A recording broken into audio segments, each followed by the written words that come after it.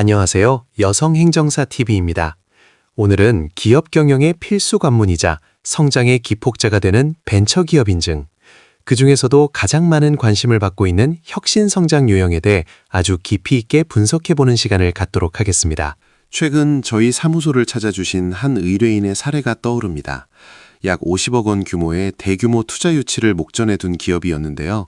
투자사 측에서 최종 조건으로 벤처 인증을 요구하는 상황이었습니다. 사실 많은 스타트업이나 중소기업에 있어 벤처 인증은 단순한 확인서를 넘어 자본 유치와 시장 신뢰도를 결정짓는 핵심적인 지표가 되고 있습니다. 벤처 인증의 유형은 크게 세 가지로 나뉩니다. 벤처 투자 유형, 연구개발 유형, 그리고 오늘 중점적으로 다룰 혁신성장 유형입니다. 투자 유치 실적이 부족하거나 법정 연구개발비 비중을 맞추기 어려운 초기 스타트업이나 중소기업들이 가장 많이 도전하는 것이 바로 이 혁신성장 유형입니다.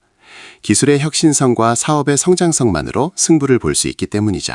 그렇다면 왜 이렇게 많은 기업이 벤처 인증에 매달릴까요? 혜택이 어마어마하기 때문입니다. 법인세 50% 감면, 취득세 및 재산세 감면과 같은 강력한 세제 혜택은 물론이고 신용보증기금이나 기술보증기금의 보증 한도 확대, 정부 R&D 과제 신청 시 가점 부여, 공공기관 우선 구매 등 기업이 생존하고 확장하는 데 필요한 거의 모든 분야에서 우대를 받을 수 있습니다. 하지만 현실은 녹록지 않습니다. 최근 2, 3년 사이 심사 기준이 대폭 강화되면서 실제 인증 통과율이 30%에서 40% 수준에 머물고 있다는 분석이 지배적입니다. 우리 회사는 기술력이 좋은데 왜 떨어졌을까라고 묻는 분들이 많습니다.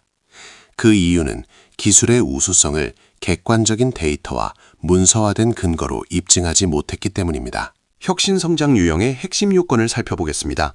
첫째, 중소기업 기본법에 따른 중소기업이어야 합니다. 둘째, 벤처기업 확인기관으로부터 기술의 혁신성과 사업의 성장성이 우수하다는 평가를 받아야 합니다. 여기서 중요한 점은 단순한 아이디어가 아니라 특허권 같은 지식재산권, 구체적인 R&D 실적, 그리고 이를 통한 사업화 가능성이 지표로 증명되어야 한다는 것입니다. 인증 절차를 간략히 짚어보죠. 벤처기업 확인 시스템에 접속해 혁신성장 유형을 선택한 후 기업 및 재무정보, 사업계획서를 제출합니다. 이후 전문평가기관의 서류 검토와 필요시 현장 실사가 진행됩니다.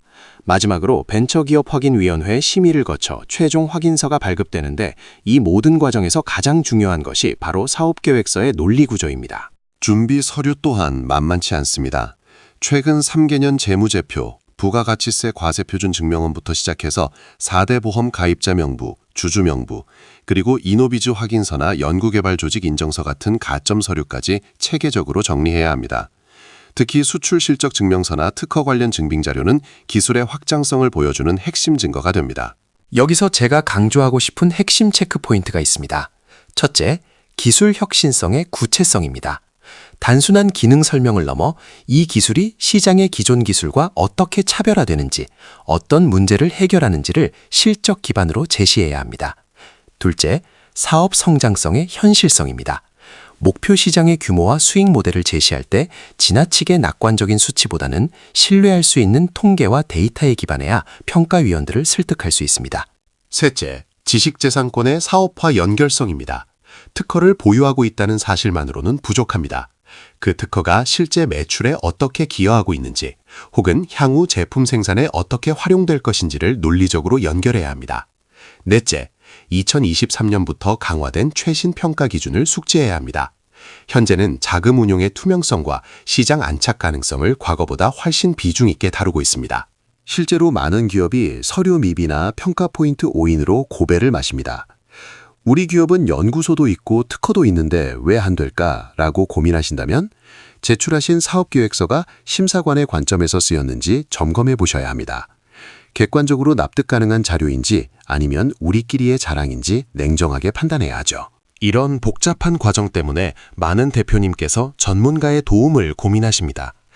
벤처 인증 컨설팅을 고려하신다면 반드시 해당 업체가 인허가 대행 자격을 갖추었는지 확인하셔야 합니다. 인허가 대리는 행정사만이 가능합니다. 저희 행정사 사무소 여성은 신용보증기금 등 국책금융기관에서 수천 개의 중소기업을 심사했던 풍부한 경험을 바탕으로 기업이 가진 숨은 가치를 발굴해 최적의 전략을 제시해드리고 있습니다. 인증은 끝이 아니라 시작입니다. 인증 이후에도 요건을 유지하지 못해 매출 급감이나 변경 신고 누락으로 인증이 취소되는 사례도 빈번합니다. 따라서 사후 관리와 지속적인 모니터링 체계를 갖추는 것도 기업 운영의 중요한 리스크 관리 요소라는 점을 잊지 마시기 바랍니다. 벤처기업 인증은 중소기업이 더 큰 시장으로 나아가기 위한 강력한 무기입니다. 철저한 준비와 객관적인 전략을 통해 여러분의 기업이 그 무기를 손에 주시길 진심으로 응원합니다. 오늘 내용이 벤처 인증을 준비하는 대표님들께 실질적인 도움이 되었기를 바랍니다. 구독하시면 기업 경영에 유익한 핵심적인 정보를 습득하실 수 있습니다. 지금까지 여성행정사TV였습니다. 감사합니다.